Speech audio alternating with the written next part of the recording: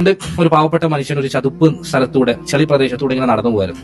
അപ്പൊ എതിര് ഭാഗത്ത് പ്രമാണിയായ ഒരാളും അയാളുടെ ഭാര്യ ഇങ്ങനെ നടന്നു വരുന്നുണ്ട്. ആ ഭാര്യ സർവ്വവിധ ഉടയാടകളും അണിഞ്ഞ് നല്ല വസ്ത്രങ്ങളൊക്കെ ധരിച്ച് പ്രൗഢിയോടുകൂടി ഇങ്ങനെ നടന്നു വരും. അപ്പൊ ഇവരിങ്ങനെ കടന്നു പോകുന്ന സമയത്ത് രണ്ടുപേരും ഒരേ സ്ഥലത്ത് എത്തിയ സമയം അയാളിങ്ങനെ വരുന്നു, ഇയാൾ ഇങ്ങോട്ട് പോകുന്നു. ഈ പാവപ്പെട്ട മനുഷ്യൻ ആ ചതുപ്പ് സ്ഥലത്ത് ചവിട്ടിയത് കുറച്ച് അമർത്തി ചവിട്ടിപ്പോയി. അപ്പൊ സ്വാഭാവികമായിട്ട് ചളി പ്രദേശം ചവിട്ടിയാൽ ചളി തെറിക്കുമല്ലോ. ഈ ചളി കുറച്ച് തെറിച്ചിട്ട് ഈ പ്രമാണിയുടെ ഭാര്യയുടെ വസ്ത്രത്തിലേക്ക് ആയിപ്പോയി. അപ്പൊ അവളുടെ കൂടിയ വസ്ത്രം ഇങ്ങനെ മോശമായപ്പോൾ അവൾക്ക് ദേഷ്യം പിടിച്ചു. അവള് തന്റെ ഭർത്താവിനോട് പരാതി പറഞ്ഞു. ഇയാൾ പെട്ടെന്ന് തന്നെ ദേഷ്യം പിടിച്ചു വന്നു. ഈ പാവപ്പെട്ട മനുഷ്യന് നല്ലൊരു അടി കൊടുത്തു. മൊത്തം അടി കൊണ്ട് ഈ മനുഷ്യൻ ചളിയിലേക്ക് വീണു. മുഖം കുത്തി വീണ ഇയാള് വളരെ വേദനയോട് വിഷമത്തോടെ ആരാ തന്നെ ഇങ്ങനെ ചെയ്തതെന്ന് എഴുന്നേറ്റ് തിരിഞ്ഞു നോക്കിയപ്പോൾ ആ പ്രമാണിയായ മനുഷ്യൻ കയ്യൂക്കുള്ള ആള്. തിരിച്ച് ഇയാൾക്കൊന്നും ചെയ്യാൻ പറ്റൂല. അയാൾ എന്ത് ചെയ്ത് കുറച്ചേരം ഇങ്ങനെ മിണ്ടാതിരുന്നു. പെട്ടെന്ന് ഇങ്ങനെ ആകാശത്തേക്ക് നോക്കി എന്തോ ഇങ്ങനെ കൊടുത്തു, എന്തോ പറഞ്ഞു. അത് ഇവരാരും കേട്ടില്ല. അങ്ങനെ അയാൾ നടന്നുപോയി, ഇവർ നടന്നുപോയി. ഈ പ്രമാണിയായ മനുഷ്യൻ തിരിച്ച് വീട്ടിലെത്തി. വീട്ടിൽ കയറുന്നതിനിടയിൽ വീട്ടിന്റെ പടിയിൽ കാല് തട്ടി മറിഞ്ഞു വീണു.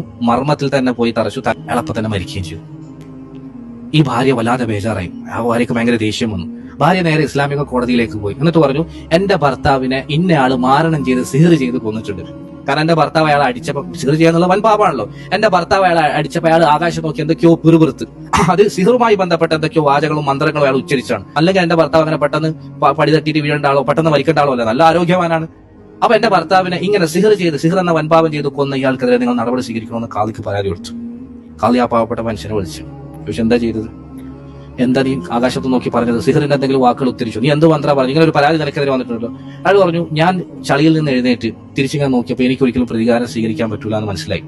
ഞാൻ അറിഞ്ഞുകൊണ്ട് അവരുടെ മേത്ത് ചളിവെള്ളം ചെറുപ്പിച്ചതുമല്ല. അപ്പൊ അയാൾ എന്നോട് ചെയ്ത അക്രമാണെന്ന് എനിക്ക് ബോധ്യപ്പെട്ടു. അക്രമത്തിന് തിരിച്ചെനിക്ക് പ്രതികാരം ചെയ്യാൻ കഴിയുന്നില്ല. ഞാൻ പെട്ടെന്ന് എന്റെ റബ്ബിനോട് എന്റെ സ്നേഹഭാഷയിൽ പറഞ്ഞു, അല്ലാഹുമ്മ ഖദ് അറൈതനി ഖുവതഹു അലിയ, പടച്ചവനെ ഈ മനുഷ്യന് എന്റെ മേലുള്ള ശക്തി നീ എനിക്ക് കാണിച്ചു തന്നു. അയാൾക്ക് എത്രമാത്രം എന്റെ മേൽ ശക്തിയുണ്ട് എന്ന് നീ എനിക്ക് കാണിച്ചു തന്നു.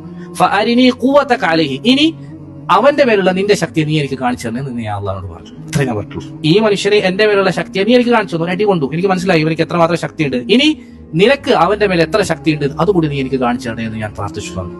കാളി പെട്ടെന്ന് ആ പെണ്ണിനെ വിളിച്ചു, രഹസ്യമായി മാറ്റി നിർത്തി. എന്നിട്ട് ആ പെണ്ണിന്റെ ചെവിയിൽ പറഞ്ഞു, പെട്ടെന്ന് തന്നെ കേസ് പിൻവലിച്ചിട്ട് നീ തിരിച്ചു പോയിക്കോ. കാരണം ഇഷ്തകൈതീഹി ഇലാ ഹബീബകി ഫലതമഹു, നീ നിന്റെ പ്രിയപ്പെട്ടവനോട് അവനെ കുറിച്ച് പരാതിപ്പെട്ടു, നിന്റെ പ്രിയപ്പെട്ടവൻ ഇടപെട്ടു, ആ ഇടപെടൽ ഒരു അടിയിൽ അങ്ങ് തീർന്നു. ഫഷ്തകാഹു ഇലാ ഹബീബിഹി ഫഖതലഹു, അതേസമയം അവൻ അവന്റെ പ്രിയപ്പെട്ടവനോട് നിന്നെ കുറിച്ച് പരാതിപ്പെട്ടു. അവന്റെ പ്രിയപ്പെട്ടവൻ ചില്ലറക്കാരനല്ല, ജബ്ബാറായ റബ്ബാണ്. അവന്റെ ഇടപെടൽ ചില്ലറ ഇടപെടലല്ല. അവൻ ഇടപെട്ടപ്പോ ഒരു അടിയിൽ തീരൂല, കാരണം ജബ്ബാറാണ്. ആ ഇടപെടലാണ് അവന്റെ കൊലയിൽ കലാശിച്ചത്, അല്ലാണ്ട് ഈ മനുഷ്യൻ സിഹർ ചെയ്തു എന്നല്ല. അതുകൊണ്ട് ഇനിയും ആ ഹബീബ് നിന്റെ ഈ കളി കൊണ്ട് അവന്റെ വിഷയത്തിൽ ഇടപെടെങ്കിൽ നിന്റെ ജീവനെങ്കിലും വേണമെന്നുണ്ടെങ്കിൽ പെട്ടെന്ന് കേസ് പിൻവലിച്ചിട്ട് തിരിച്ചു പോയിക്കോന്നാണ്. ദഅവത്തുൽ മദ്ലൂം ബൈനഹാ വബൈനല്ലാഹി ഹിജാബ്, ആക്രമിക്കപ്പെട്ടവന്റെ പ്രാർത്ഥനയും അള്ളാഹുവിന്റെ ഇടയിൽ ഒരു മറയില്ല, പെട്ടെന്ന് അള്ളാഹു സ്വീകരിക്കണം.